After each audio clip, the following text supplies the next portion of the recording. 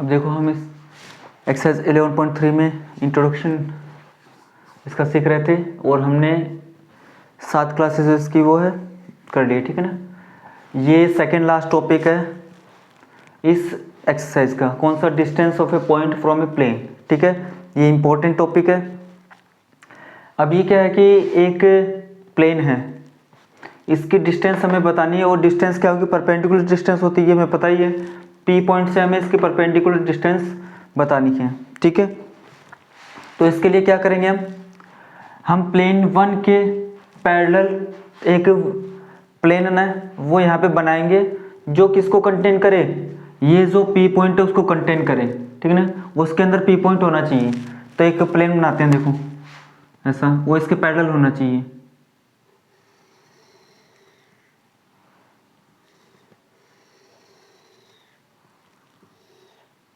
ये प्लेन 2 है। अब जो प्लेन 2 है वो प्लेन 1 के पैरेलल है कि नहीं है?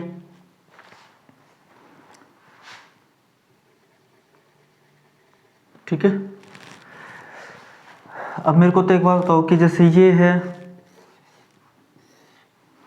मैं साइड में लिख देता हूँ उसको। जैसे ये है P1 और ये इसका नॉर्मल है, ठीक है। और इसी के पैरेलल एक और P2 है, प्लेन है। तो इसका नॉर्मल कौन सा होगा? इसका नॉर्मल क्या होगा बताओ? P2 का नॉर्मल क्या होगा?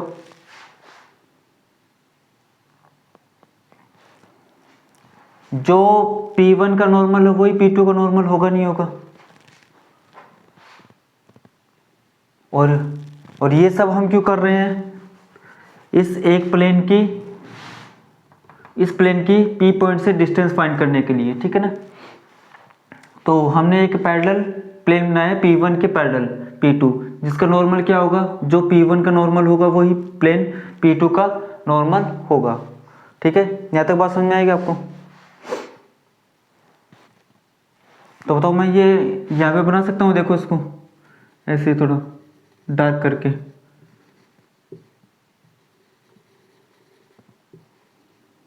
एन कैप, हाँ है ना।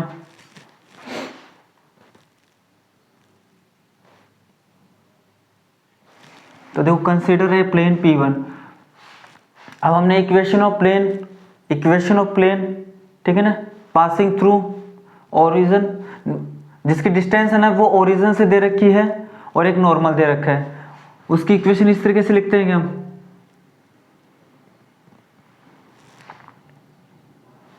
तो देखो P1 की डिस्टेंस हमें दे रखी है ओरिजिन से D, ठीक है ना, और इसका नॉर्मल है एन कैप। तो ये इक्वेशन हो गई।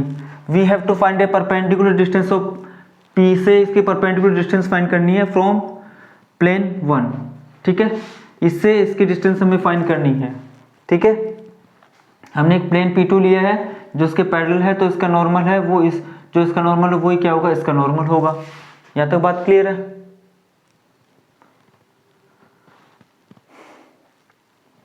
अब एक बात बताओ मेरे को कि हमने जो सेकंड इक्वेशन ऑफ लाइन पढ़ी थी उसमें 2 चीजें थी, क्या क्या थी बताओ?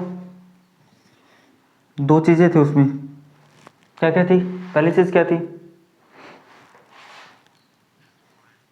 फिक्स्ड पॉइंट, जैसे P और इसका पोजीशन वेक्टर से A वेक्टर हो गया। और दूसरी क्या चीज थी?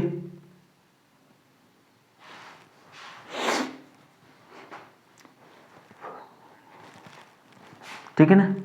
तो जैसे नॉर्मल, तो इसकी इक्वेशन ऐसे आई थी क्या?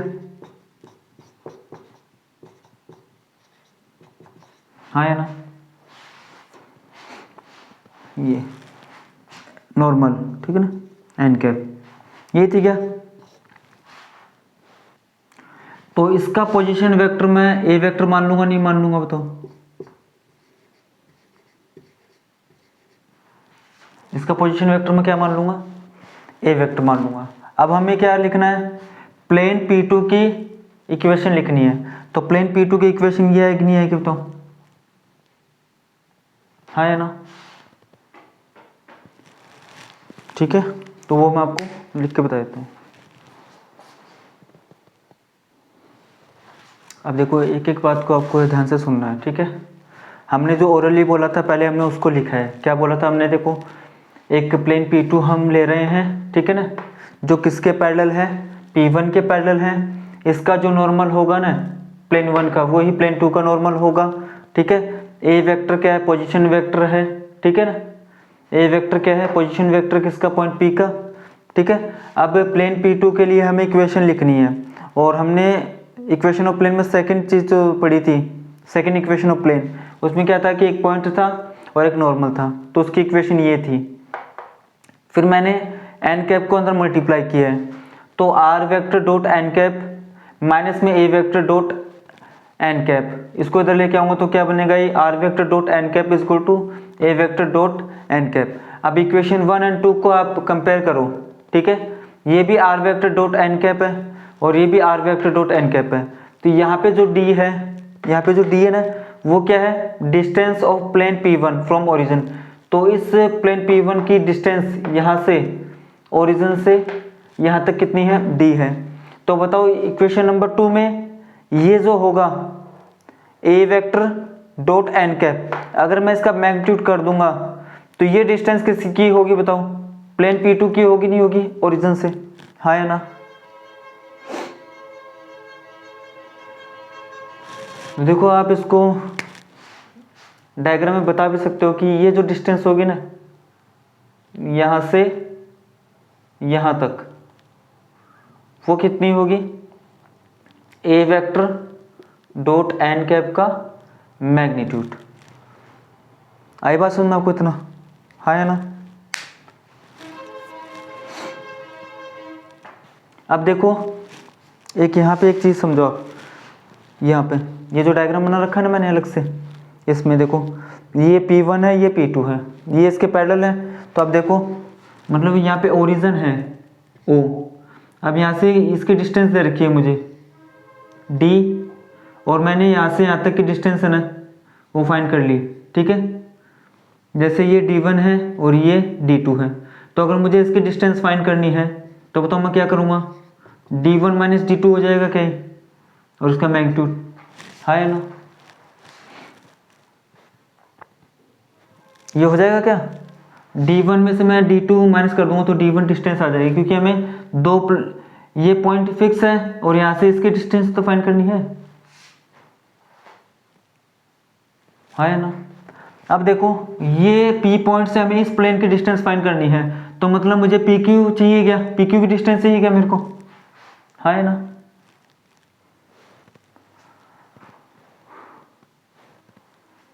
तो मैं क्या करूंगा बताओ?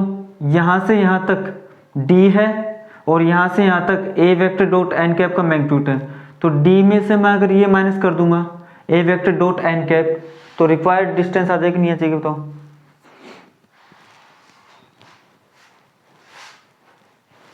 तो एक लास्ट स्टेप है इसमें, वो लिख देते हैं।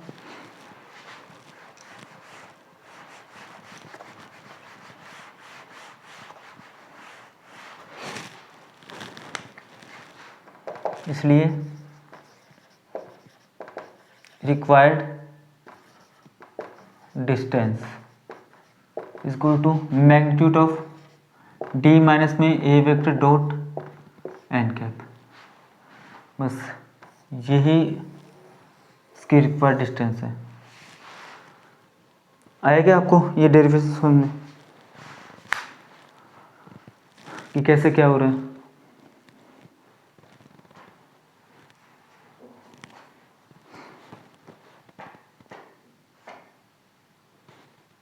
अब देखो इसी चीज़ को हम एक और फॉर्म में लिख सकते हैं, इसी चीज़ को हम एक और फॉर्म में लिख सकते हैं, तो वो लिख के बता देता हूँ आपको।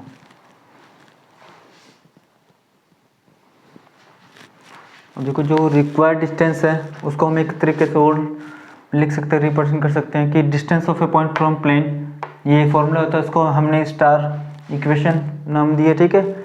और हमें पता है कि एन वेक्टर को हम क्या लिख सकते हैं? उसका मैग्नीट्यूड इनटू में उसकी डायरेक्शन, तो यहाँ से एन कैप की वैल्यू आ जाएगी जो हम इक्वेशन स्टार में रख देंगे, ठीक है। अब ये एलसीएम लेंगे तो d इंटू में एन वेक्टर का मैग्नीट्यूड माइनस में a vector N vector upon में एन वेक्टर का मैग्नीट्यूड, और ये चीज़ क्या होती है? देखो d इंटू में एन वेक्टर का मैग्नीट्यूड, ये होती है कैपिटल डी, एनी कांस्टेंट, ठीक है।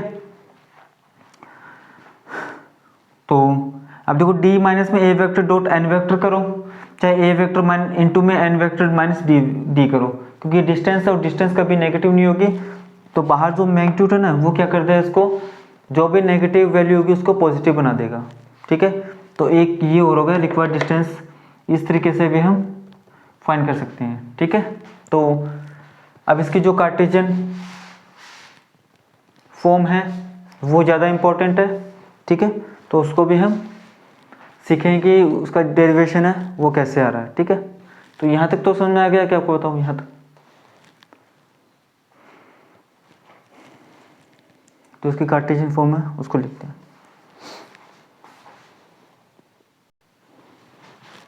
देखो ये इसकी कार्टेशियन फॉर्म है। तो ए वेक्टर क्या है, इसका पोजीशन वेक्टर है फिक्स्ड पॉइंट पी का, और इसके कोऑर्डिनेट क्या है x1 y1 z1। तो ए वेक्टर को हम कैसे लिखेंगे, x1 i cap plus y1 j cap plus z1 k cap, ठीक है। एन वेक्टर नॉर्मल वेक्टर, तो A I cap plus B J cap plus C J cap. A B C क्या है, इसके डायरेक्शन रेशियोज है, ठीक है ना। रिक्वायर्ड डिस्टेंस का फॉर्मूला ये होता है। तो यहाँ पे पहले हमें A vector dot N vector चाहिए, तो हमने A vector dot N vector find कर लिया, कितना आया, A x1 plus B y1 plus C z1, equation number 2 आ गई। एन वेक्टर का मैग्नीट्यूड कितना आएगा, square root of A square plus B square plus C square.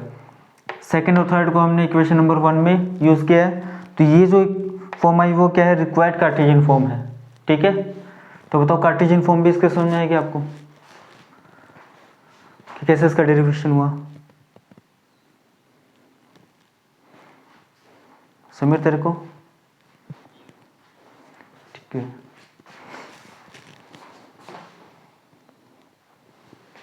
तो देखो यहाँ पे how to use in questions. तो एक पॉइंट है, फिक्स पॉइंट है, उसकी हमें एक प्लेन से डिस्टेंस देखनी, तो प्लेन को पहले स्टैंड फॉर्म में कन्वर्ट करेंगे, तो RHS में 0 रहना चाहिए।